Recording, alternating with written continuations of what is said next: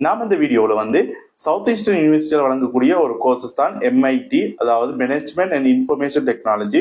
So இந்த கோர்சஸுக்கு third form, அதாவது enrolment எப்படி செய்யலாம்ங்கிறத பார்க்க போகிறோம். ஜென்ரலா சவுத் ஈஸ்டர்ன் யூனிவர்சிட்டியில வரக்கூடிய எல்லா கோர்சஸுக்குமான மெத்தட் ஒன்றா தான் இருக்கு. கடந்த 2-3 வருஷமா பார்க்கல, எல்லாமே ஒரே மெத்தட் இருக்கு. இது 2023 7 எழுதின யூனிவர்சிட்டிக்கு செலக்ட் ஆகி தேர்ட் ஃபார்ம், அந்த யூனிவர்சிட்டி ரெஜிஸ்ட்ரேஷன் பண்ணக்கூடிய தேர்ட் ஃபார்ம் ஆக்களுக்கான வீடியோ. ஃபியூச்சர்லயும் இதே வீடியோ நீங்க பயன்படுத்தலாம். ஆனா ஏதாவது மாற்றங்கள் இருக்குமென்னு சொன்னா அதுக்கு ஏற்ற மாதிரி செஞ்சு கொள்ளுங்க. ஆனா ஜென்ரல் நாங்க பாக்குற டைம் வரைக்கும் நிறைய மாற்றங்கள்ங்கிறது வாரது கிடையாது. ஒரே மாதிரி தான் இந்த வெப்சைட் இருக்கு, ஒரே சிஸ்டத்துல தான். அது மட்டும் இல்ல எல்லா கோர்சஸுக்கும் ஒரே மாதிரி தான் இருக்கு. ஸோ வீடியோக்குள்ள போறதுக்கு முதல் வளமையா சொல்றதா, சேனலுக்கு புதுசாக வந்திருந்தீங்கன்னா சப்ஸ்கிரைப் பண்ணுங்க. நீங்க தேடி வார வளமையா கேட்கக்கூடிய கேள்விக்கு அனைத்துக்குமான வீடியோஸ் இந்த சேனல்ல இருக்கு. ட்ரை பண்ணி பாருங்க, நிறைய பேருக்கு ஷேர் பண்ணுங்க. அந்த சேனலுக்கு சப்ஸ்கிரைப் பண்ண மறந்துடாதீங்க. ஸோ இந்த வீடியோ பார்த்துருக்கிறவங்க எல்லாருக்கும் ரொம்ப நன்றி. நான் ஜான்சன் சார்.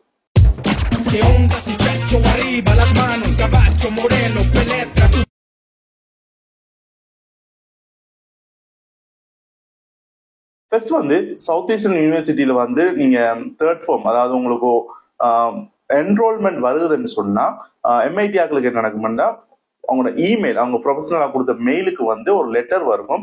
ஒரு உங்களுக்கு செலக்ட் பண்ணிருக்கோம், இந்த டேட்ல இருந்து இந்த டேட்டுக்குள்ள என்ன செய்யுங்க, நீங்க தேர்ட் ஃபார்ம் என்ரோல்மெண்ட் செய்யுங்கன்னு சொல்லி லிங்க் போட்டு உங்களுக்கு ஒரு PDF வரும். வேற போஸ்ட்லயோ வேற எதுலயோ வராது, உங்களுக்கு இமெயிலாம் வரும். ஸோ நீங்க எப்படி குரூப்பா இருப்பீங்க எல்லாரும், இல்லாட்டி அடிக்கடி இந்த என்ரோல்மெண்ட் வார கால பீரியட்ல நீங்க என்ன செஞ்சு பண்ணுங்கன்னு சொன்னா செக் பண்ணி கொள்ளுங்க.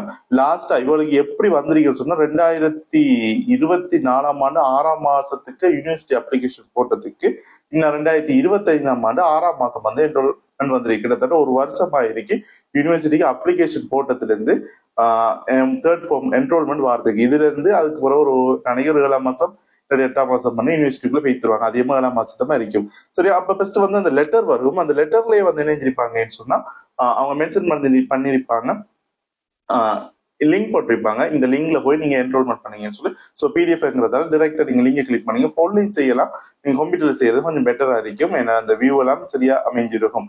ஸோ நீங்க என்ன செய்யுங்கன்னா அந்த லிங்கை கிளிக் பண்ணுங்க. கிளிக் பண்ண உடனே அடுத்தது உங்களுக்கு எங்க போகும்னு சொன்னா அந்த என்ரோல்மெண்ட் அந்த வெப்சைட்டுக்குள்ள போகும். ஸோ அந்த என்ரோல்மெண்ட் அந்த வெப்சைட்டுக்குள்ள நீங்க போனீங்கன்னு சொன்னா அதுக்குள்ள யூசர் நேம் பாஸ்வேர்ட் கேட்கும். ஸோ யூசர் நேம் பாஸ்வேர்ட் அவங்க மென்ஷன் பண்ணிருப்பாங்க லெட்டர்ல, இதைத்தான் யூசர் நேம் ஆகும், இதைத்தான் பாஸ்வேர்ட் ஆகும் கொடுங்கன்னு சொல்லி.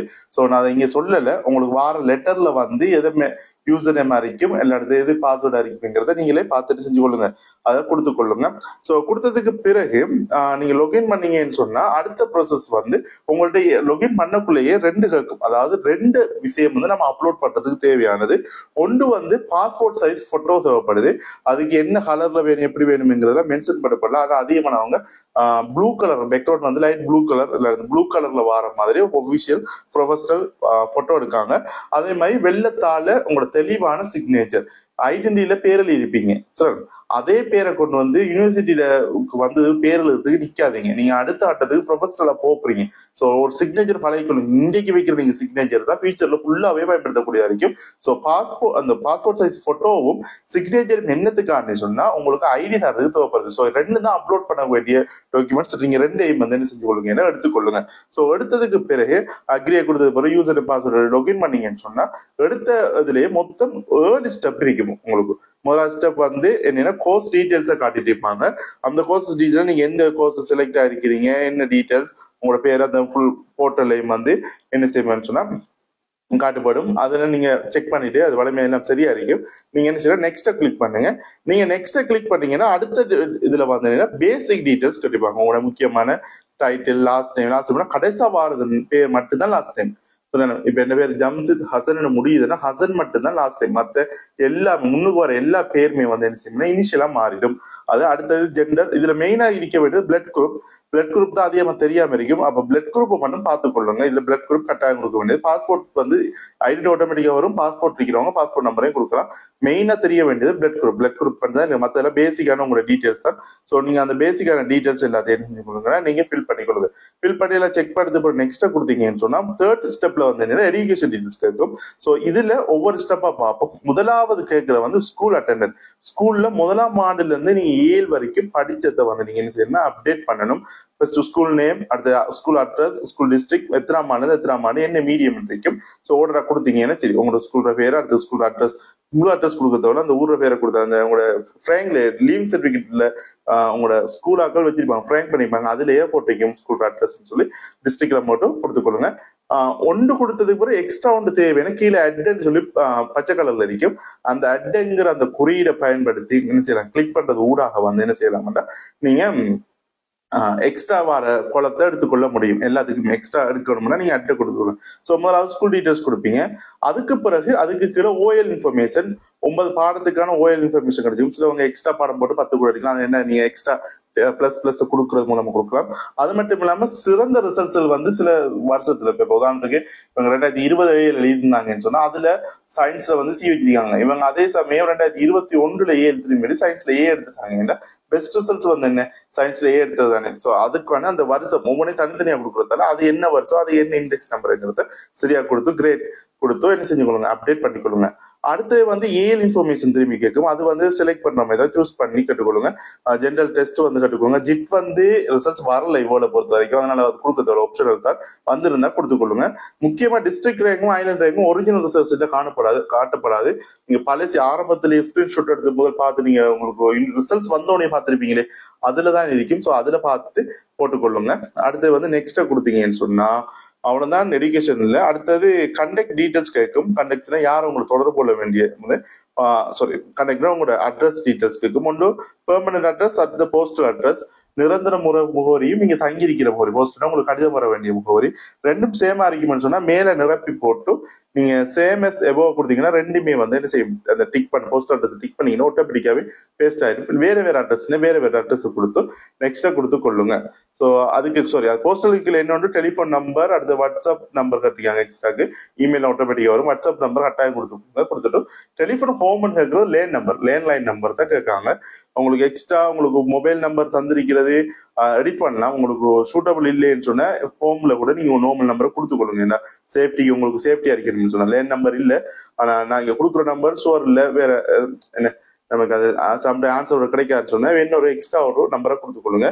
நெக்ஸ்ட் கொடுத்தீங்கன்னு சொன்னா அடுத்தது எமர்ஜென்சி கண்டென்ட் வந்து இதுல emergency content case of emergency content யாரும் அதிகமா தொடர்பு கொள்ள வேண்டியது, அது அப்பாவோ இல்லாட்டி அம்மாவோ, அது வாப்பாவோ அம்மாவோ இருக்கலாம். ஸோ அவங்களோட ஃபுல் நேம், அவங்களோட கான்டாக்ட் நம்பர், என்ன ரிலேஷன், அட்ரஸ் எல்லாம் கொடுத்துக்கோங்க. கீழே பேரண்ட்ஸ் இல்லாட்டி கார்டியன் கட்டிப்பாங்க. அது அப்பாவா இருக்கலாம் இல்லாட்டி அம்மா இருக்கலாம், அது வாப்பாவா இருக்கலாம் இல்லாட்டி உமாவா இருக்கலாம் இல்லாட்டி கார்டியனா கூட இருக்கலாம். யாராவது ஒரு ஆள் யார் மெயின் ஆனாலும் ஸோ அவங்களோட டீட்டெயில்ஸ் கொடுத்துக்கோங்க. ஜாப் இஃப் எனி கொடுத்துருந்தாங்கன்னா அது வந்து கட்டாயம் கிடையாது.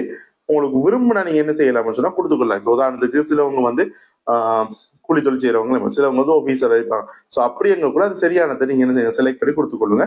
ஆனா அதுக்கு கீழே கட்டாயம் கட்டிக்காங்க சொன்னா ஃபாதர் டீடைல்ஸ் கட்டிக்காங்க. தந்தர டீடைல்ஸ் மட்டும் தனியாக கேட்டிருக்கு. பேரண்ட்ஸ் டீடைல்ஸ்ல நீங்க மதுரை கொடுத்திருக்கலாம், சம்டைம் செப்பரேட்டாயோ இல்லாட்டி இறந்தோ இருக்கலாம். ஸோ மதுரை கொடுத்திருக்கலாம், எமர்ஜென்சி கூட மதுரை கொடுத்திருக்கலாம்.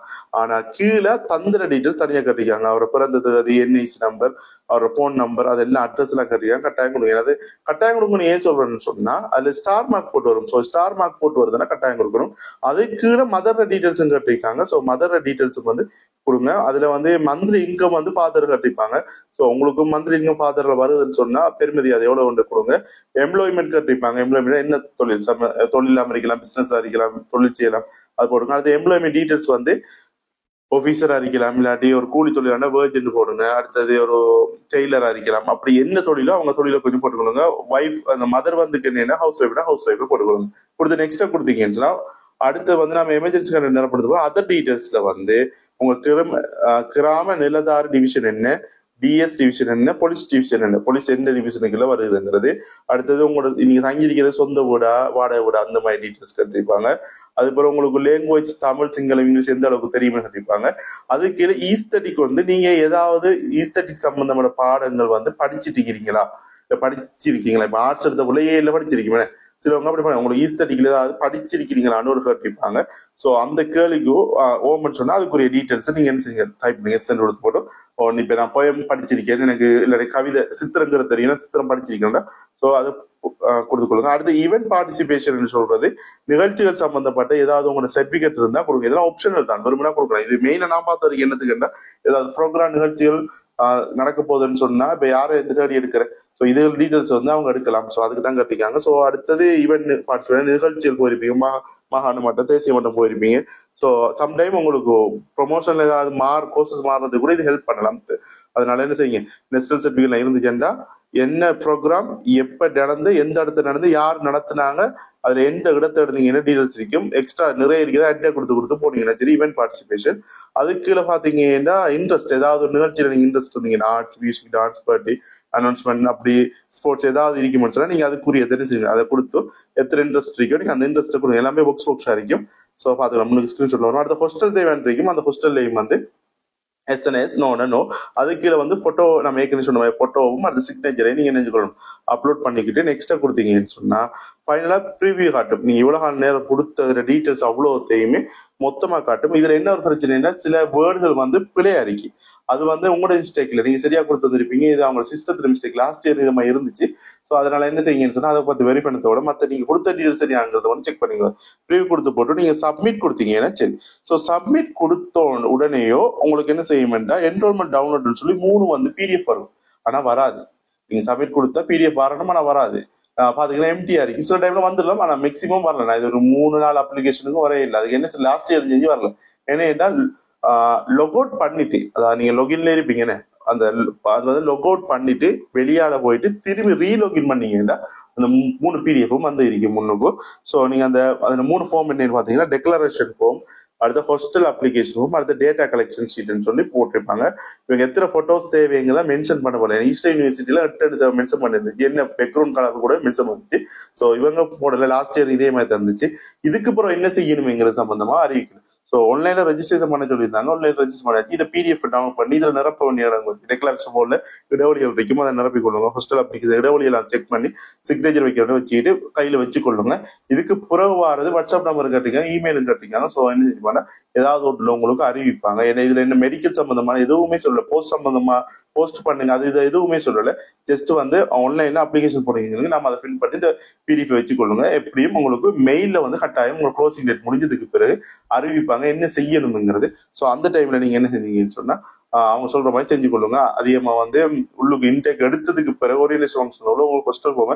ஸோ ஹாஸ்டல்ல மெடிக்கல் ஃபார்மை தரலாம், இல்லாட்டி வேற ஏதாவது ஆப்ஷன் வரலாம். வந்தா நான் அப்டேட் ஒன்று தரேன், இல்லாட்டி உங்களுக்கு தெரிஞ்சுன்னா கீழே சொல்லிக் கொள்ளுங்க.